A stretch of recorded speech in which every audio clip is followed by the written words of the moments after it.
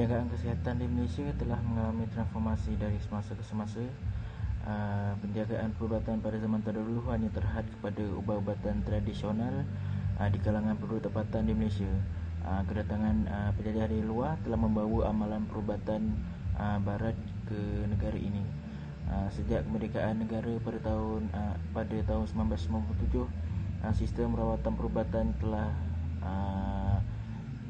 diubah sesuai dari penjajahan British untuk memenuhi keperluan penyakit-penyakit baru muncul. Penjagaan kesihatan di Malaysia dibagi kepada sektor awam dan swasta. Peruntukan awam begitu asas, terutamanya di kawasan luar bandar. Malaysia meletakkan kepentingan dalam pengembangan dan pembangunan penjagaan kesihatan dengan meletakkan bajet-bajet tertentu di dalam sektor kesihatan.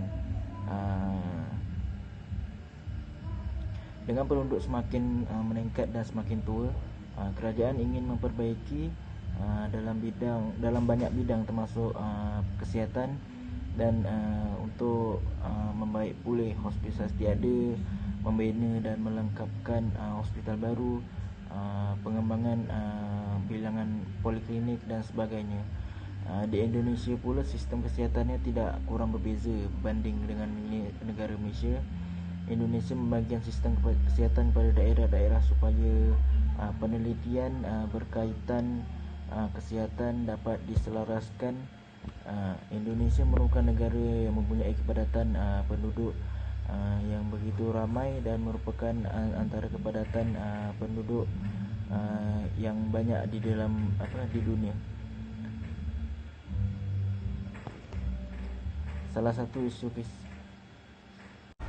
Assalamualaikum, nama saya Muhammad Aizat bin Ilyas, nama matrik saya 269867. Hari ini saya akan menjelaskan statistik kadar kematian kes COVID di Indonesia dan Malaysia. Yang pertama sekali saya akan menjelaskan di negara Indonesia. Angka kematian di Indonesia terus meningkat secara mendadak dalam jumlah sebanyak 18,511 orang. Kematian dari semua golongan. Kelihatan peningkatan hari demi hari kes positif dan angka kematian yang akan menimbul pelbagai kerisauan atau kebimbangan daripada masyarakat. Kes peningkatan ini berlaku selepas Indonesia telah membenarkan atau menjalankan sebarang aktiviti ekonomi di luar sana. Angka positif dan kematian menjadi lebih teruk dari sebelum ini. Ada juga masyarakat Indonesia melakukan pelbagai kesalahan seperti tidak menjaga jarak sosial, duduk berkumpulan dan sebagainya. Disebabkan ini, angka positif dan kematian telah meningkat begitu ketara sekali. Oleh itu, negara Indonesia merupakan negara nombor 1 dalam angka kematian yang paling tinggi di Asia Tenggara. Di negara Malaysia, angka kematian dan kes positif COVID-19 menjadi lebih meningkat hari demi hari. Malaysia telah mencatatkan kematian sebanyak 402 orang kematian berbanding sebelum ini. Kes kematian meningkat dari golongan tua dan kanak-kanak kerana golongan ini mudah menerima virus COVID-19. Hal ini dikatakan kerana golongan tua merupakan penyumbang angka kematian meningkat. Ada juga kes positif COVID-19 meningkat disebabkan oleh pelbagai kesalahan dengan tidak pakai penutup hidung, pilihan raya Sabah dan sebagainya. Seterusnya kami akan bincangkan punca-punca peningkatan kadar kematian kes COVID-19 di Indonesia dan Malaysia. Kita mula dengan negara Indonesia. Di Indonesia telah berlaku demonstrasi dari golongan mahasiswa. Ini adalah salah satu punca peningkatan kes positif dan kadar kematian. Bantahan ini dilakukan oleh sekumpulan Persatuan Buruh Indonesia menyebabkan mereka tiada penjarakan sosial, tidak memakai penutup mulut dan sebagainya. Ramai pihak telah kerisauan atau kebimbangan yang ia akan menimbulkan kluster baru dan mencatatkan kes positif yang tinggi di Asia Tenggara. Dalam itu juga, angka kematian akan meningkat hari demi hari. Yang kedua, kekurangan kaki tangan perubatan, teknologi dan peralatan perlindungan di Indonesia. Punca kekurangan kaki tangan perubatan, tahap teknologi dan peralatan perlindungan menjadi salah satu peningkatan kes positif dan angka kematian. Di Indonesia, angka kematian mereka telah meningkat kerana tiada peralatan perlindungan, teknologi yang rendah dan sebagainya. Sebagai contoh, pesakit tiada tempat untuk dikurantikan kerana kekurangan tempat perlindungan untuk menampung jumlah yang banyak dan kos membeli ubat-ubatan, peralatan pernafasan dan sebagainya. Ia menelankan kos yang hampir jutaan ringgit atau dolar USD. Yang ketiga, berlaku di Malaysia. Punca berlaku kes positif dan kadar kematian meningkat di Malaysia adalah pilihan raya Sabah menyumbang kadar kes positif dan kematian kian meningkat lebih dari 3 angka dan mencincah sampai 4 angka. Ramai menteri telah berkempen dari rumah ke rumah, tiada penjarakan sosial dan sebagainya. Hal ini menyebabkan kes positif dan kadar kematian meningkat dengan pastas dan tidak dapat dikawal oleh kerajaan Malaysia. Ini telah menimbulkan pelbagai kluster baru seperti kluster Sabah, Siva Gangga dan sebagainya. Kes ini merupakan penyumbang kadar kematian yang meningkat. Seterusnya, program kesihatan yang dijalankan oleh Indonesia dan Malaysia. Program kesihatan yang dilaksanakan oleh kerajaan adalah bertujuan untuk meningkatkan kesedaran, kemahuan dan kemampuan hidup sihat bagi setiap orang sama ada negara Indonesia maupun Malaysia. Oleh itu, kita mula dengan negara Indonesia.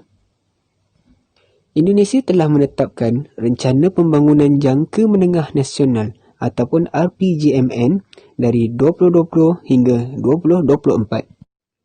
Sasaran utama RPJMN 2020 hingga 2024 ini adalah meningkatkan ketersediaan kemudahan kesihatan dan perkhidmatan kesihatan kualiti.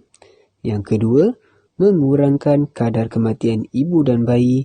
Dan akhir sekali, promosi meningkatkan kesihatan dan pemekasaan orang ramai. Baiklah, yang pertama adalah meningkatkan kemudahan kesihatan dan perkhidmatan kesihatan kualiti. Rancangan ini memfokuskan pada kawasan yang mempunyai akses fizikal terkawal, iaitu bidang yang didorong oleh peranan sektor swasta.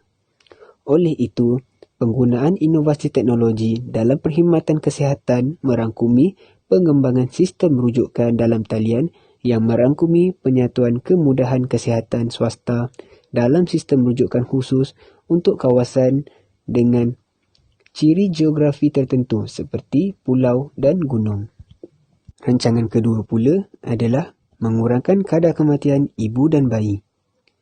Peningkatan perkhidmatan ibu dan anak ini berterusan di fasiliti awam dan swasta. Antara bantuan yang disediakan adalah penyediaan ambulan kampung untuk mengelakkan terlambat. Kedua, peningkatan bekalan darah bila diperlukan. Seterusnya, perluasan liputan imunisasi asas lengkap atau IAL untuk mencapai Universal Pelalian Anak UCI hingga ke peringkat kampung. Akhir sekali, peningkatan penyediaan ubat-ubatan yang berkaitan dengan pencegahan kematian ibu dan bayi. Rancangan ketiga adalah promosi meningkatkan kesihatan dan pemekasaan orang ramai. Antara cara mempromosikan budaya hidup sihat adalah melalui pendidikan celik kesihatan secara besar-besaran hingga ke peringkat keluarga. Ia dinamakan Program Indonesia Sihat dengan pendekatan keluarga. Antara isi rancangan ini adalah menggalakkan pelabelan makanan, kempen makan ikan, makan buah-buahan dan sayur-sayuran, dan kempen diet seimbang. Seterusnya, Kita lihat pula negara Malaysia. Terdapat pelbagai penambahbaikan dalam bajet 2020 baru-baru ini di mana Kementerian Kesihatan Malaysia KKM telah menerima peruntukan RM30.6 bilion secara keseluruhannya bagi infrastruktur kesihatan dan perlindungan.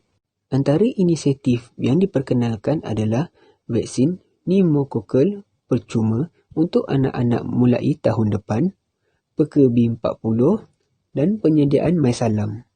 Kita mulakan dengan vaksin pneumokokal percuma. Pneumokokal merupakan sejenis bakteria yang biasa menyebabkan jangkitan pada tekak dan telinga. Ia lebih mudah berlaku kepada kanak-kanak. Vaksin ini ditawarkan dalam suntikan wajib sebelum ini, tetapi ibu bapa mengambil sebagai tambahan di klinik dengan anggaran kos RM200 hingga RM300 untuk satu dos. Dengan inisiatif pemberian vaksin percuma ini, dapat memberikan rakyat yang kurang berkemampuan untuk mendapatkan suntikan vaksin ini kepada anak-anak mereka. Rancangan kedua adalah peka B40. Skim Peduli Kesihatan untuk kumpulan B40 adalah inisiatif kerajaan melalui Kementerian Kesihatan Malaysia yang bertujuan untuk menampung keperluan kesihatan golongan berpendapatan rendah dengan memberi fokus terhadap penyakit tidak berjangkit. Seterusnya, rancangan ketiga adalah penyediaan mai salam. Ini adalah skim perlindungan kesihatan sosial untuk membantu golongan miskin yang memerlukan bantuan mengatasi masalah kewangan apabila menghidapi penyakit-penyakit kritikal. Perlindungan takaful adalah sebahagian daripada inisiatif kerajaan untuk membantu dan memudahkan kumpulan berpendapatan rendah untuk jalani kehidupan yang normal apabila berhadapan dengan cabaran kewangan akibat penyakit yang dihadapi. Antara isunya adalah peningkatan kos penjagaan kesihatan. Isu ini sering diperkatakan sejak kebelakangan ini. Antara faktor penyumbang kepada kenaikan kos ini ialah kenaikan caj perkhidmatan yang dikaitkan dengan perubahan kepada ubat-ubatan, teknologi serta kos sara hidup, peningkatan permintaan terhadap perkhidmatan akibat perubahan pola penyakit, pola demografi penduduk serta peningkatan kesedaran terhadap kesihatan oleh penduduk. Sehingga kini, isu ini masih lagi menjadi masalah kepada rakyat, lebih-lebih lagi bagi mereka yang berpendapatan rendah. Oleh itu, bantuan dan program kerajaan sahaja dapat membantu rakyat untuk mendapatkan kos penjagaan kesihatan yang berpatutan. Salah satu isu kesihatan di Malaysia ialah sikap masyarakat yang kurang mementingkan tahap kesihatan diri sendiri. Pemikiran masyarakat masa kini kebanyakannya masih terikut dengan pemikiran pada zaman dahulu. Masyarakat pada masa kini perlu untuk menyedari perbezaan sistem kesihatan masa kini dan dahulu. Kebanyakan masyarakat tidak mahu untuk pergi ke pusat perubatan jika terdapat tanda-tanda jangkitan penyakit. Ini dilihat pada masa sekarang negara sedang mengalami pandemik COVID-19.